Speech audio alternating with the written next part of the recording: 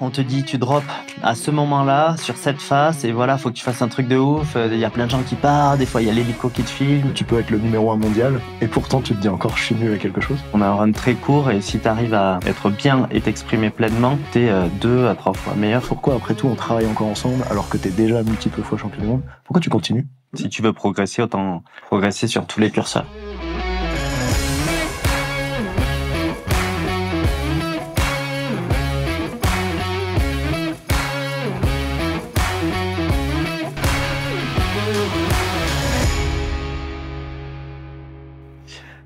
Salut, aujourd'hui pour ceux qui le connaissent pas, s'il y en a que ça existe encore, je suis avec Victor Delerue, triple champion du monde de snowboard, 10 fois vainqueur d'étape sur le Freeride World Tour, et de multiples films trop cool de snowboard à son actif.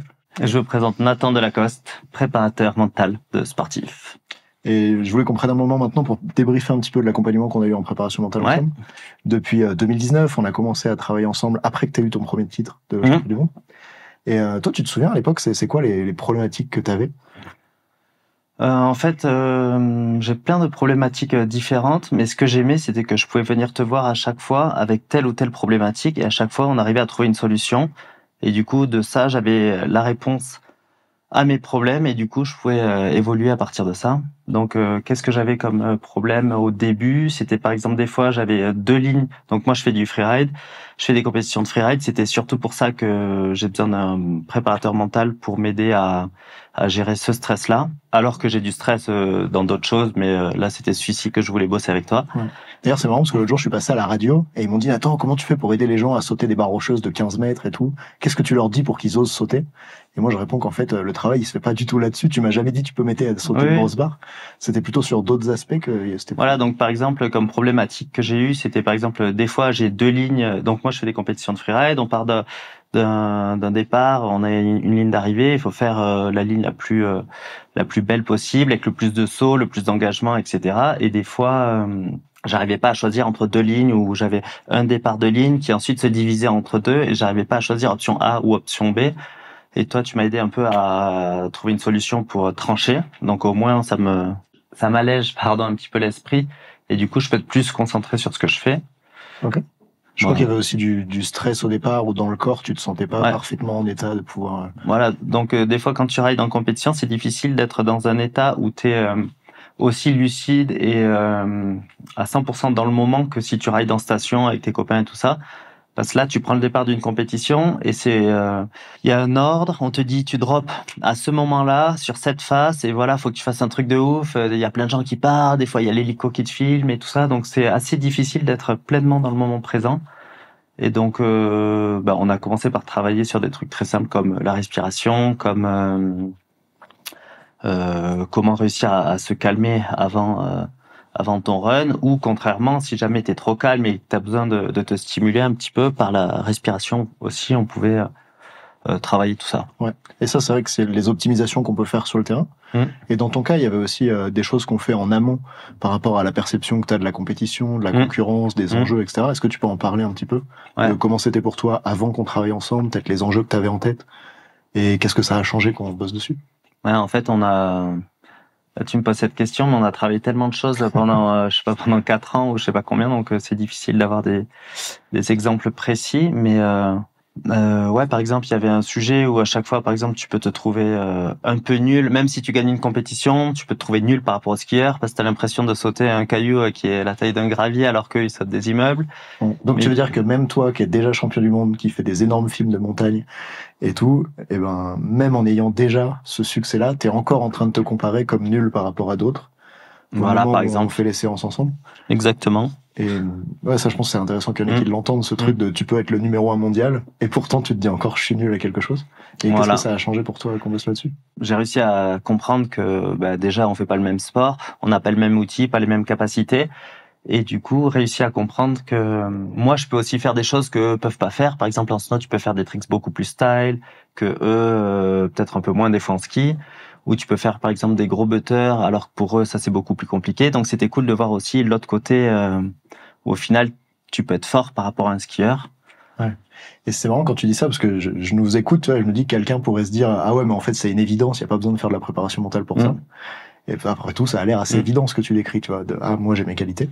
Mais j'ai l'impression en préparation mentale que tant qu'il n'y a pas quelqu'un qui t'a aidé à voir les trucs que tu vois pas, bah, tu restes un peu coincé dans ta tête. Et je crois que c'est pour ça que toi, t'aimes qu'à la fin de chaque séance, tu repartes avec des idées à noter, des trucs bien clairs. Est-ce que t'en as d'autres comme ça, des idées qui ont fait une grande différence pour toi, sur lesquelles tu te dis, ah, et si je pense comme ça, c'est plus efficace pour moi? De base, moi, ce que j'aime bien, le fait de travailler avec toi en préparation mentale, c'est que déjà, au moins, tu te cales 1h30 où tu réfléchis à tes problèmes. Alors que, de base, si t'as pas de prep mentale, c'est peut-être plus difficile de se motiver tout seul à se dire, bon, allez, là, je prends le temps quand t'as ta vie, tes choses à faire, tes mails, je sais pas, tes gosses à gérer, etc. C'est dur de se dire, allez, là, je réfléchis sur quelles sont mes problématiques, alors qu'ensemble, on se cale un créneau, on le fait, et on sort avec une solution, qui résout un problème, donc qui t'aide à aller de l'avant pour la suite. Okay. J'ai pas répondu à ta question, je sais, mais si, c'était pas mal. Mais c'est classique. Voilà. Et s'il y a quelqu'un qui disait, Nathan, t'accompagnes Victor depuis 2019, comment ça se fait que ça soit pas terminé, tu vois? Qu'est-ce que tu leur répondrais? Pourquoi, après tout, on travaille encore ensemble, alors que t'es déjà multiples fois champion du monde? Pourquoi tu continues?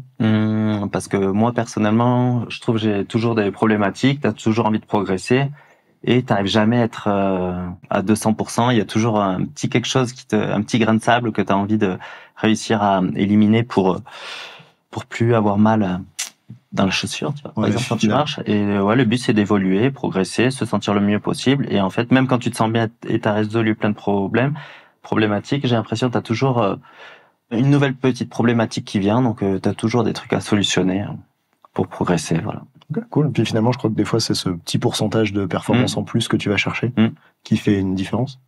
Ouais, et que moi, j'ai vraiment l'impression que, enfin, surtout dans notre sport, les compétitions de freeride, le mental est très important parce qu'en fait, on a un run très court et si tu arrives à être bien et t'exprimer pleinement, t'es 2 à 3 fois meilleur que si t'es tout stressé, t'as les jambes qui flagellent et ça se dit les jambes qui flagellent, les jambes qui tremblent, les jambes qui tremblent.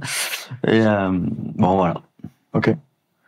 Et ouais, c'est trop cool que tu dises que tu sentes que ça t'aide comme ça à te sentir mieux. Et imagine qu'il y a un autre freerider, tu vois. D'ailleurs, moi, c'est mon rêve, c'est d'accompagner un freerider dans chacune des disciplines, tu sais, en ski, en snowboard, une femme à l'autre. Et imagine qu'il y en a un qui fait pas encore de la préparation mentale, qui hésite à en faire ou pas, parce que c'est vrai que ça a un coût, ça prend du temps, faut se concentrer, etc. Qu'est-ce que tu as envie de lui dire? Que pour moi c'est très bénéfique parce que je sais que moi j'ai plein de problématiques et ça m'aide à aller de l'avant et à me sentir mieux, donc plus performant. Donc après il y en a, ils ont aucune, peut-être il y en a, ils ont pas de problématique et ça va très bien pour eux, mais je pense qu'on peut toujours s'améliorer, que tu bosses ton ski, tu bosses ton physique, c'est bien aussi de bosser le mental. Tu peux, si tu veux progresser, autant progresser sur tous les curseurs. Ouais, pour faire pousser le truc. Voilà. Et en particulier avec moi dans la préparation mentale, voilà, c'est le moment où je te propose de m'envoyer des fleurs.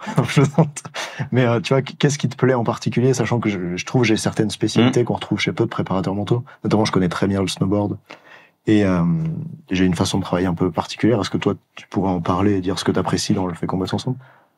Les séances sont très ouvertes. J'arrive avec une problématique, on en discute de façon très simple et tu arrives à trouver la solution à ce problème et en fait tu réponds juste bien à mon besoin à moi et je sens que tu t'adaptes à ma demande, donc c'est ça qui me correspond bien et on arrive à le faire de façon simple, donc voilà. Ok, trop bien. Et pour le côté spécifique snowboard, parce que c'est une des rares disciplines où il n'y a pas d'entraîneur d'équipe de France par exemple, qu'est-ce que ça t'apporte le fait de bosser avec quelqu'un qui connaît le sport? Je sais pas à quel point c'est important, je sais pas. Ok.